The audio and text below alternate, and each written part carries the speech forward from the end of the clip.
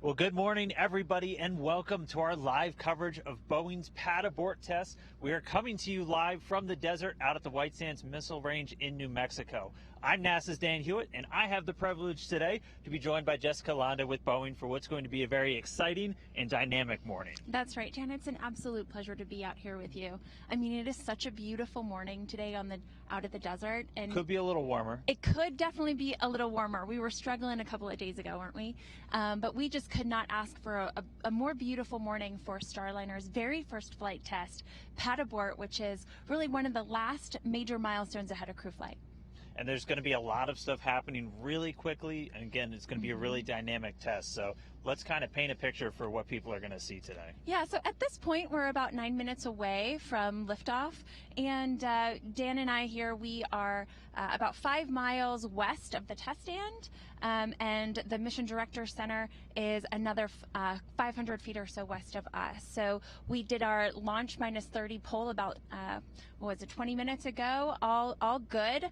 All goes across the board. The wind at this point, that windsock over there behind us is really barely moving. Wind slightly out of the east, so we are looking really good.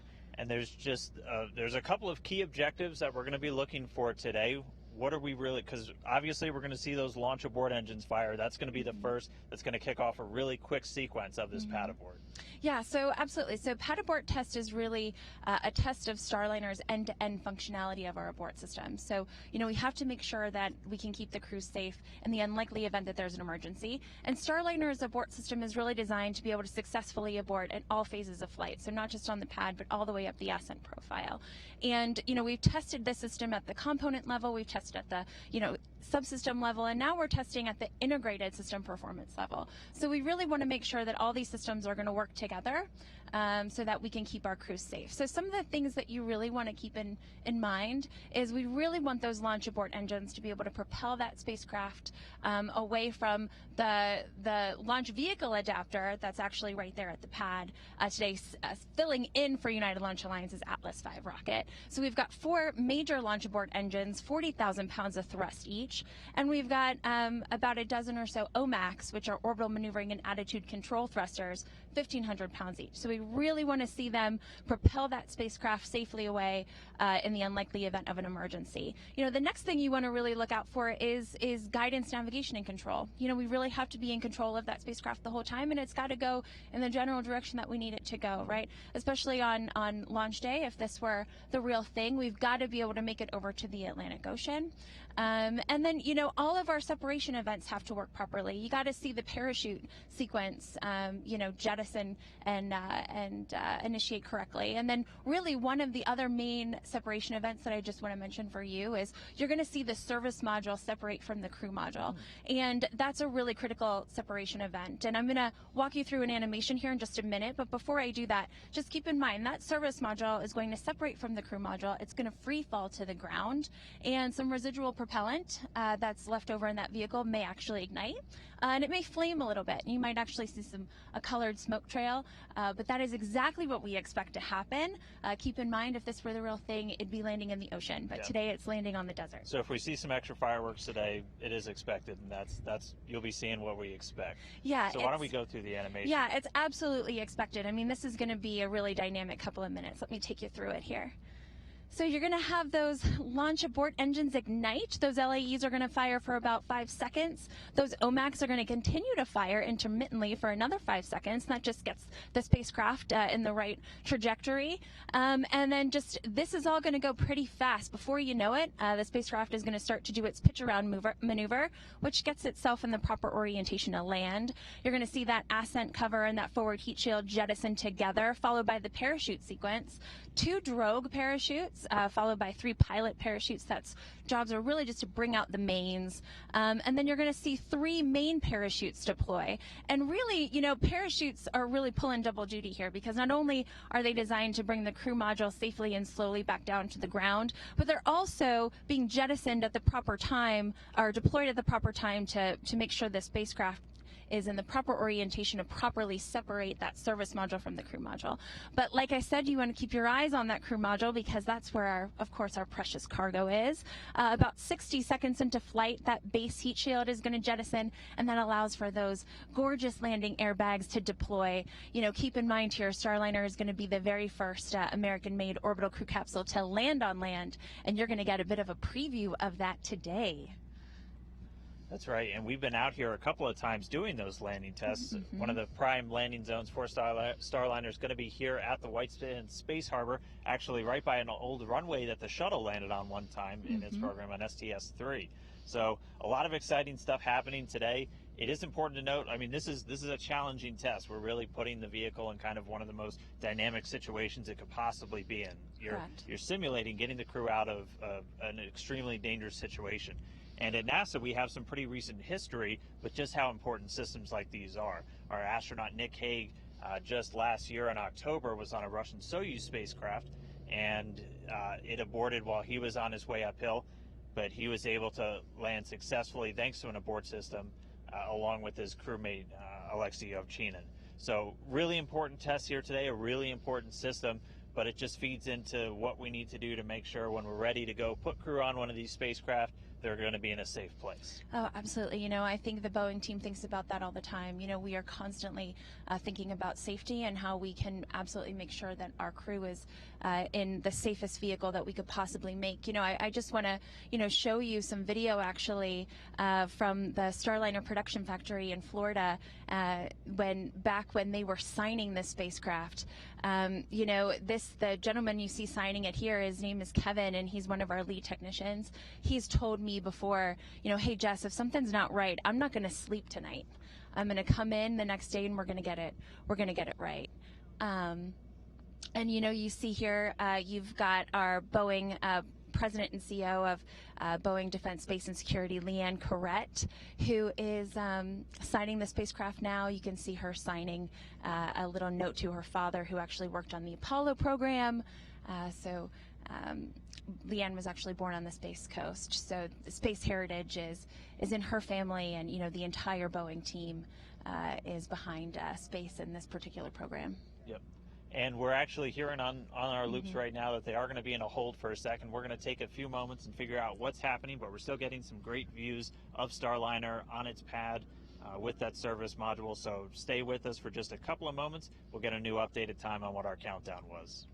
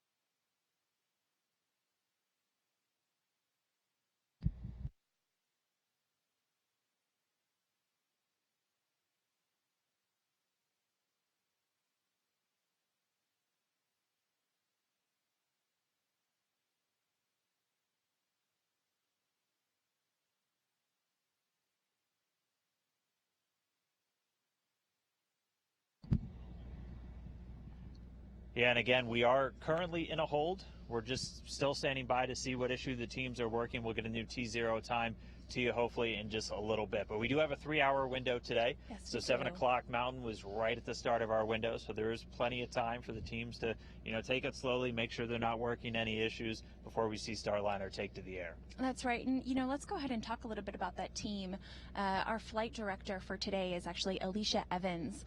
Alicia led the team through Starliner's environmental qualification testing, a campaign that, we really passed with flying colors. So we are incredibly proud of Alicia, excited to hear her on the flight loop today. And then you'll also be hearing from Jim Harder. He is our flight dynamics officer. You're going to hear him coming up here in just a little bit. Go ahead and give us all of the milestones as they happen during the test.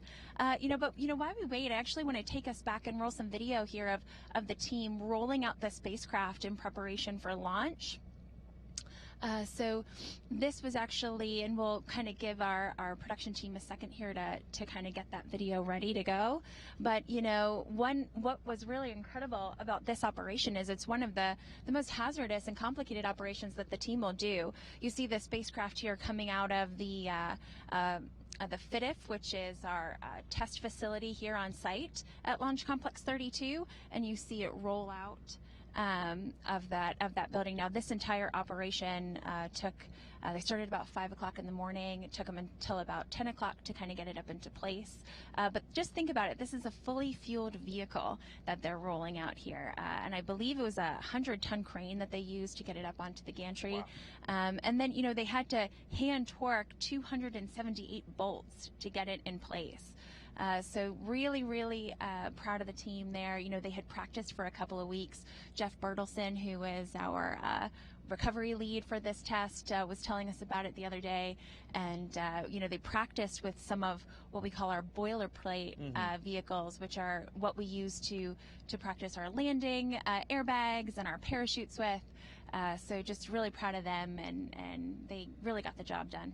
Yeah, and the rest of the team, they've been on console since at least 10 o'clock of last night, so they've been working through the overnight hours to get everything ready for our test today. Again, we have a 3-hour window. It just opened at 7. Teams, if you're just now joining, they are taking a look at a couple of things on the spacecraft, so we're waiting on a T-0, but as soon as we hear it, we will be letting you know. But still getting some great views. We're going to have views via some tracking cameras from the White Sands folks here at Wismar. They do a lot of missile testing and things like that, so they have these cameras that can track things going very fast through the air, so it's perfect for a test like today. Yeah.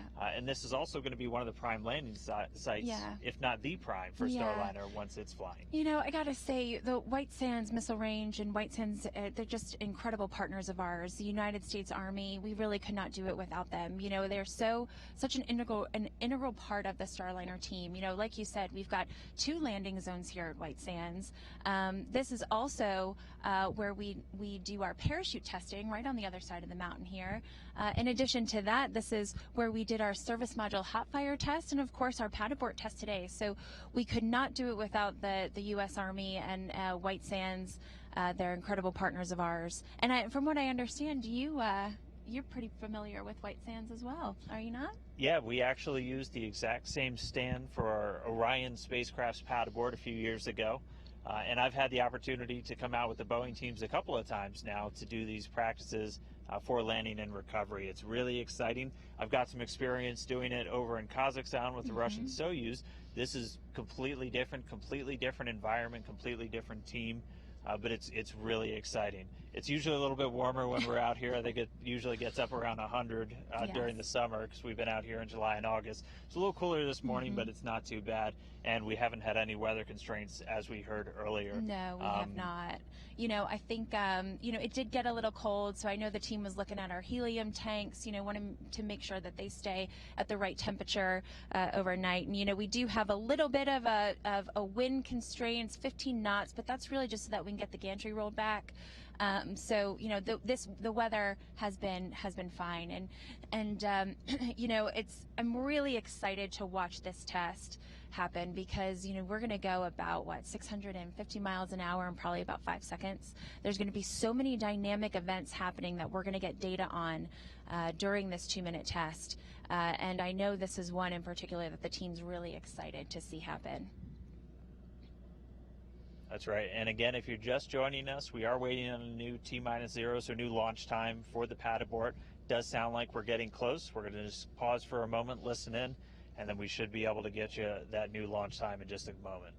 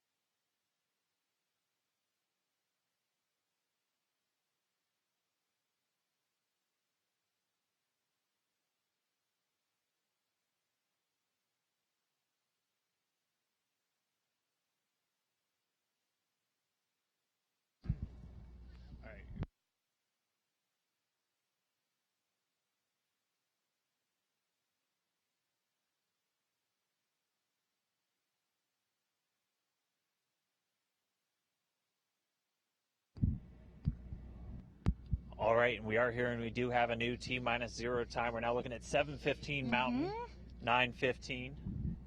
Yep, it looks like the team was just taking another look at propellant pressurization.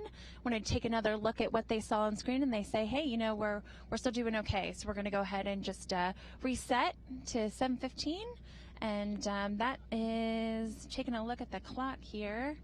That is not too far away at all, is it? Yeah, we should hard for us just to be see the about clock. 7 minutes 7 away minutes now away. Great. from this liftoff. And again, if you're just joining, our original T0 was 7. Worked a quick prop issue. Now we're good to go at 7:15. That's right. If you want, why don't we show them again, because this is going to be a really dynamic, a really quick test. As Jessica said, 650 miles an hour in just 5 seconds. So that thing's going to shoot off that pad really quickly. Yep. And why don't you walk us through again one more time? Absolutely. So, and that's exactly what we want to see, right? We want to see all those launch abort engines fire with those OMACs, and we want to see that spacecraft really shoot off that launch pad. Like you said, 650 miles an hour in about 5 seconds. We're going to hit apogee here pretty quickly. I think we hit it in about 19 seconds. We're going to start to make that pitch around maneuver that just gets the spacecraft in the right orientation to open up that landing sequence. And that's initiated really by once you see that ascent cover and forward heat shield come off, that really allows the parachute sequence to begin. You're going to see 2 drogue parachutes followed by 3 pilot chutes, and that really just bring out the mains there. And again, those parachutes, they're really pulling double duty here for this test. Not only do they have extra weight of the service module attached, right, and their main job is really to make sure that they bring that crew module down slowly slowly and safely. But in addition to that, they're deploying at a certain time that kind of pulls the spacecraft back and gets it in a proper orientation to safely release that service module. Then you're going to see, that bucket handle release like you just saw. That's also pretty critical. That allows us to, come down nicely in stable 1, which is just right on the top of our airbags. And then you would see that base heat shield jettison, which allows those landing airbags to deploy. And I got to tell you, I'm really, really looking forward to seeing that today. Our team has worked so hard to make sure we can design a system that is safe and is also one that's reusable and landing on land. These Starliner crew modules are reusable spacecraft, and one of the ways that we're able to do that is because we land on land. Yeah, and important to add again for people, the service module is going to come off and it is going to impact the ground, and there will be some residual fuel on board that may ignite. So if you see that, it is totally expected. And as we talked about, they're going to land on land for the real thing, but if we were in a pad abort scenario on a real day, they have the Atlantic Ocean that they'd be going over, so that service module will be dropping in the water, followed shortly after by the crew capsule under the parachutes. That's correct. And, we can talk just a little bit, too, about how the team plans to do some of the recovery after today's test is complete. So the crew module, of course, will be recovered, taken back to Launch Complex 32 for evaluation and analysis. And we really want to make sure that we get all the data back off that crew module. We are flying an anthropomorphic test dummy in there, and so we want to get all the data back from our ATD as well. And that data is really critical. So we're going to go out, we're going to recover it, we'll bring it back to the launch site for evaluation and analysis. Now, the service module is a little different. And a combined team of Boeing, the U.S. Army, and an environmental and industrial services company called Clean Arbors is actually going to go out. We're going to safe the vehicle and then properly dispose of it. And I think that is going to be a process that'll take probably 2 or 3 days. We do have some data that we're hoping to get off the service module too, but I guess that'll depend on the state that it's in. Yeah, but we're less than 5 minutes away. Again, that launch time right now is set for 7:15 Mountain, 9:15 Eastern time. In just a couple of minutes, we're going to bring up the actual launch control loop, where you're going to be able to hear the flight director and some of the other folks. Again, walk us through who are we going to be hearing on these loops this morning? Yeah, so once again, you're going to be hearing from Alicia Evans. She is our flight director today. And Alicia, like I said before, led our environmental qualification test campaign. And that was a really critical test campaign for us, because what we do is we go ahead and we build a full spacecraft, and then we send it off to California. Our folks at El Segundo out there, they were just amazing for our environmental qualification campaign. And what we do is we shake it and bake it, is kind of what we say in the spacecraft world, where we make sure that we put it through the exact same conditions that it's going to see on orbit. We make sure that, it can handle the swings in temperature, the radiation and all of those types of things. And like I said, passed with flying colors. Alicia led that campaign. She is now leading Starliner's very first flight test. We could not be more proud of her. And then once again, you're also going to hear from Jim Harder. He is our flight dynamics officer today. So you'll hear the liftoff line coming from Alicia, and then the rest of the events in this sequence you're going to hear from Jim. So at this point, we are T-minus 2 minutes and proceeding to launch. So Dan and I are going to go on ahead and listen right on in with you. Go Starliner.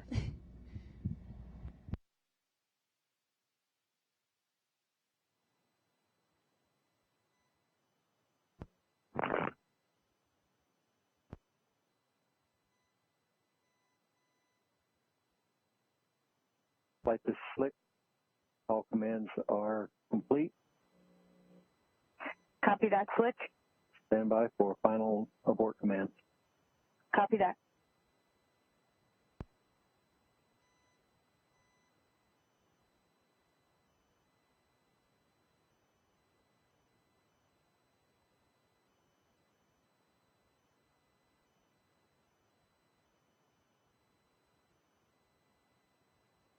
L-minus 1 minute and counting.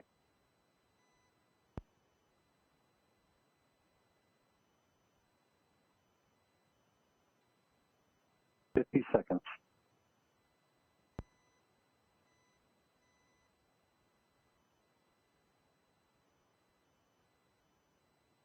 40.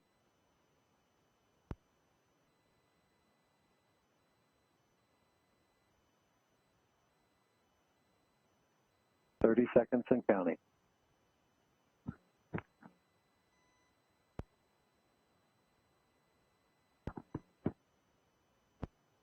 Twenty seconds and counting.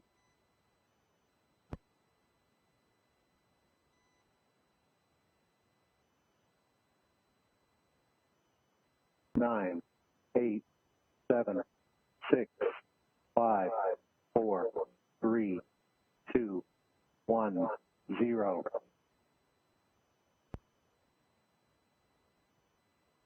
Liftoff. Roll complete. LE cutoff. On track. OMAC cutoff. Picture on. 40 killed parachute.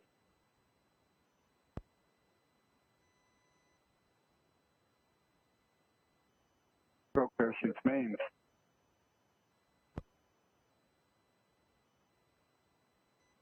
SM set.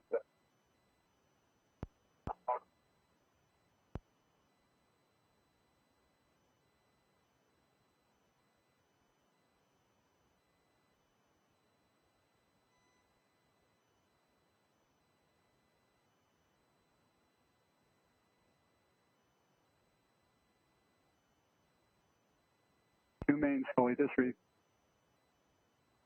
AC shield jettison. Airbags inflating.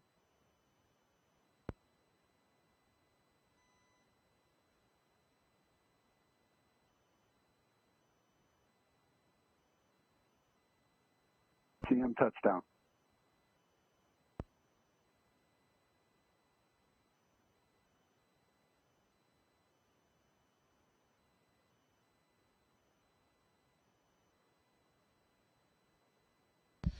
All right. Well, we have Starliner taking to flight for the very first time and touching down safely and beautifully on the desert floor. That was just incredible, Dan. It's kind of hard not to get a little bit emotional over here just watching it, but that was phenomenal. Initial indication is that we've had a very successful pad abort test today. That's right. It went off, it lit off, and I mean, when you're standing here watching it in person, that thing's really moving when you see it get up off the pad. And then the sound hits you about 5 or 6 seconds later. You just get that rumble across the desert floor as Starliner's already streaking through the sky. Absolutely. And to see it touch down like that, now you did see touchdown under 2 good mains, which is certainly within the bounds of the acceptable bounds for this particular test. We have tested with 2 good mains and qualification, and that is acceptable for our landing sequence. So this was just incredible. It was incredible to watch this test, and it was just absolutely unbelievable. We're going to take just a little look at a replay here. Again, I hope you didn't blink, because 650 miles an hour in 5 seconds, that thing sure did shoot off the test stand, didn't it? You have the launch abort engines firing, those 4 launch abort engines, 40,000 pounds of thrust off the stand, OMAX, another 1,500 pounds of thrust each on those. Those continue to fire. You saw the pilot parachutes pulling out the mains there after that pitch around maneuver, and then of course you saw the service module at some point fall away. And it just, I mean, what an absolutely beautiful sight. Parachutes really doing their job here in terms of making sure that they can get the spacecraft in the right orientation to safely release that service module down to the ground. And of course, you know, we want to keep our eyes on that crew module. You know, I think our folks back in Florida are going to be really interested to see the data come out of this test today, for sure. And again, we saw two out of 3 parachutes, but that is a stable condition, and that's just kind of goes into what we have in space flight, redundancy. And if you've ever been around anyone from NASA or Boeing or any of the space companies, redundancy, we have backups for our backups, that whole thing. And that's just really a great example of how you're able to work even when things don't go exactly as they're designed. Yep. And actually we could have, you know, our fault tolerance on that is really, you know, one drogue out as well as one main out. So we do have redundancy, like you said, built in. And it's just, again, it's just so incredible to see those landing airbags on our spacecraft touchdown. It's going to be incredible to watch it on a return to mission here coming up. Right around the corner, December 17th. Yep, absolutely. I just want to give a quick shout out to our folks at the Starliner production factory in Florida that I know are watching right now. Also our folks in Houston that are watching, and our folks all around the country. They have worked so incredibly hard for this moment today, and to see a spacecraft that they built on a launch pad for the very first time just means so incredibly much. And I'll tell you what, you guys, is just as beautiful in person as you would imagine. Yeah, but I mean, there it sits. We'll continue giving you some of these great views, and maybe even a couple of replays. We're going to hang out for a little bit. We know that a couple of people were here watching, including our first Starliner crew. That's right. So we're hoping to get them over here in just a couple of minutes and celebrate with us. Yeah, and let me just again, remind folks how we're going to be recovering the spacecraft today. That crew module that you see there, that's going to be recovered, brought back to Launch Complex 32 for evaluation analysis. Again, we want to make sure we get all the data off that spacecraft. Of course, the initial indication here is that we've had a successful test, but we really want to take a hard look and all the data and hand that over to NASA, and of course make sure that everything worked as well as it appeared to look to us. And the service module is another. It's going to be recovered slightly different. Like I said, that we're going to get a little bit of data off that service module if we can, depending on the condition that it's in. But a combined team of Boeing, the U.S. Army, and an environmental and industrial services company called Clean Arbors, they're going to go out. We're going to safe that vehicle, and we're going to go ahead and properly dispose of it. So really exciting. The crew module, of course, we're going to keep around, possible reuse. There's of course, flight hardware on there that we could potentially reuse if we needed to. But, once again, the key here is those crew modules are reusable vehicles. We have 2 additional spacecraft back at our production facility in Florida. Of course, the Starliner that's going to be launching here in December for our first uncrewed orbital flight test to the International Space Station. And then we have the spacecraft that is going to launch crew. It was actually the very first spacecraft that we built, sent out for environmental qualification testing that Alicia was a part of. And we've got that spacecraft in the factory as well. In fact, you might have seen some photo of our orbital flight test vehicle, complete and fully built, and actually rolling into one of our hazardous processing areas for fueling, getting ready to roll out to the pad. Everything's on track for Starliner's first flight to space and to the International Space Station.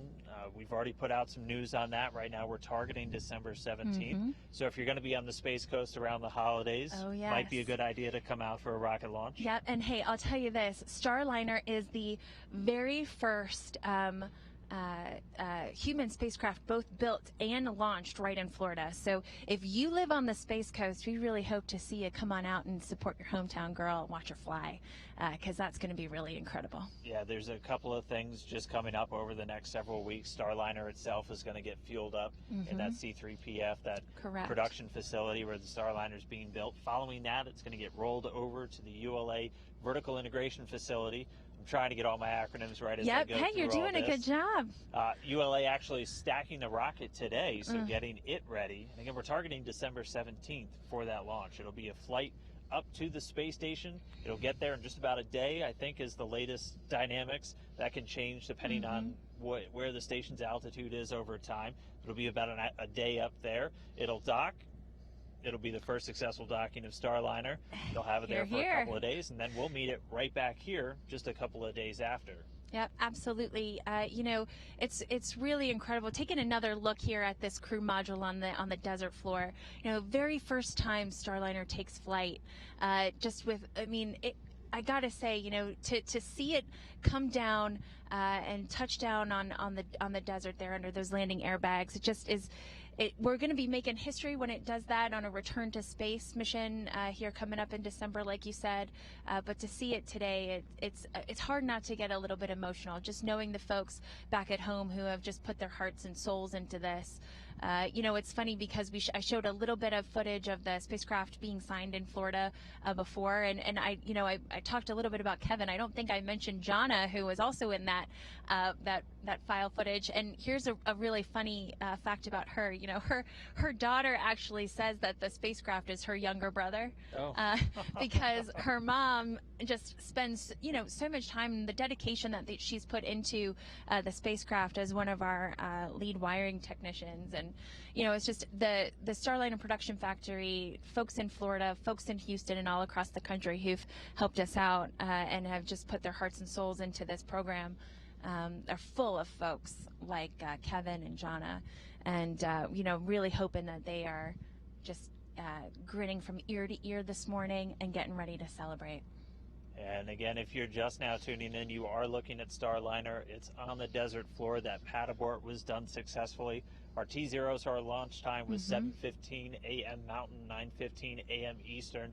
If you didn't catch it, we'll have some more replays coming up for you, because it was over in a flash. I think it was from start to finish. It's only about a 95-second test or so. Correct. So it's over quick, but we got to see all of the events happen in sequence, those 4 launch abort engines firing, throwing Starliner up in the air away from the pad, and then getting it in the right orientation, pitching around using those thrusters on the side, getting good shoots or good drogues out, the service modules separating. Correct. Everything looked fantastic this morning. 2 good mains, so still in a stable configuration. Yep. The airbags inflating and touching right down on the desert floor.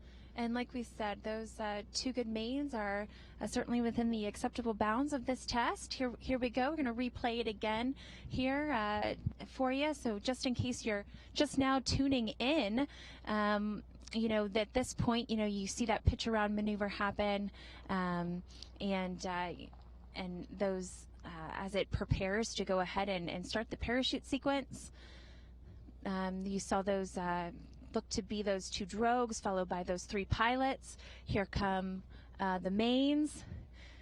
And as we continue to replay that here, I'm just going to go ahead and get folks excited here, getting ready to welcome the crew flight test crew, Boeing and Starliner astronauts. They're just pulled up. We're going to go ahead and talk to them.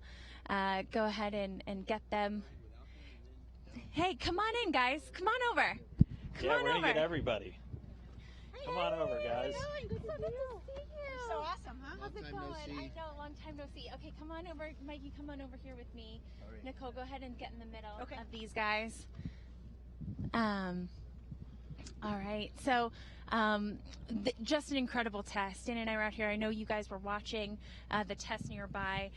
This, of course, is the Boeing Starliner crew flight test crew. We've got Boeing's astronaut Chris Ferguson, NASA astronaut Nicole Mann, and Mike Fink. And let me just start with this guy, because this is really, this here is space flight legend, Mike Fink. This will be his 4th time up to space on Starliner here, coming up on our crew flight test. But in addition to that, this is actually going to be your 3rd vehicle. So as rare as it is to be an astronaut, it's even more rare to fly on your 3rd vehicle. So what were your impressions today of today's test? Well, today was really amazing.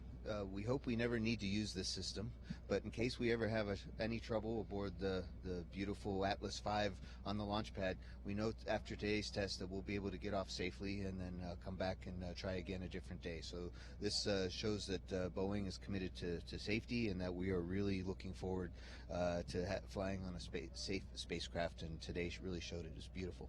So how's it going to feel for NASA to have a crew transport system once again? Well, it's been a long time since we've launched out of the United States. We really appreciate our friends in Russia for having the launch vehicle on the Soyuz. I flew on it twice. It's a great launch vehicle, a great spacecraft, and but it's time to have more options. And the commercial crew program is opening up a new industry for the United States, and it's an exciting time.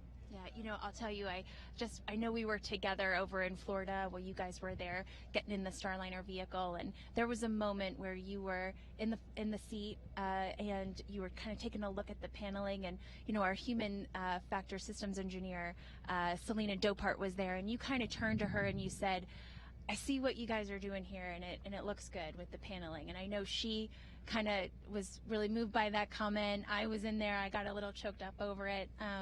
It's just incredible to have you here and be a part of the team. Well, thank you. I'm glad to be part of the team also.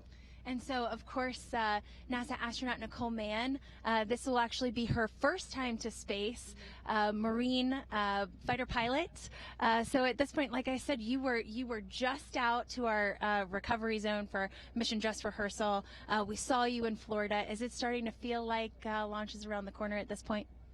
It's starting to feel really close. It's amazing, especially being here for the test. We've had a chance to be in the vehicle quite a few times, but down at the Cape last week, we were in the spacecraft and it was all finished out and all the final paneling was on, and it looks a lot like our trainers. And so that's good news. We've been going through a lot of the training, so it's nice to see the final products coming online, and big milestones like the test today are just showing that we're getting a lot closer.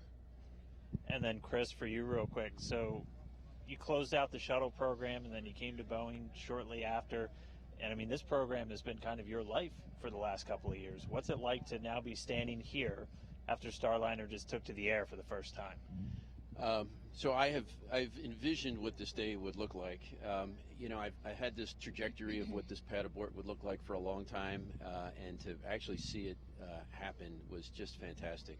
And it worked pretty much the way I had always envisioned. And I really have to, I gotta take my hats off to the Boeing team. As we speak, of course, we have this huge test going on today. On the East Coast, we're fueling our vehicle for the orbital flight test that will take place in December. So on both coasts, we have major operations taking place to restore human spaceflight from the United States of America. It's a very proud moment for me. It should be a very proud moment for the entire Boeing team who have made this happen. And hopefully our NASA customers are equally happy with the progress that we've made. And it's a great day for the United States of America. That's right. Yeah, as a NASA guy, it was great to be out here with the Boeing team. I know we're all super excited too. Our NASA astronauts, the Boeing team, really a fantastic day. We don't want to hold you guys up too long. That's right. I'm sure everybody wants to start celebrating because this was a really successful day. So thanks for running over real quick and having a couple of minutes with us. Really appreciate it. Really do. Thank you. Thanks. Yep. Excited to be here. All right. Absolutely. Thank you. Thank you so much, you guys. See you guys at, later. That's a TV. That's right. So at this point, it's what's up next for Starliner, our uncrewed flight test to the International Space Station, slated for December 17th. Can't wait for that. So excited. Hope y'all all tune in and watch us. And like we said, if you're on the Space Coast, you better come on out and support your hometown girl. That's right. And as we said, there's a couple of milestones leading up to that. Spacecraft's being fueled. Pretty soon it's going to be rolling out to ULA's vehicle integration facility, and it'll actually get stacked on top of the rocket. We're looking for that in the next couple of weeks. So stay tuned. Again, you can follow Boeing on social media at Boeing Space and on Boeing.com, and then NASA, NASA.gov, and our various social media sites, including at Commercial Crew on Twitter, Facebook, Instagram. We're everywhere. So continue following along. Thanks for waking up and watching this today. Starliner's first flight test. Its first time taking to the skies, a successful pad abort this morning. Hey, thank you very much, everyone. See you out there.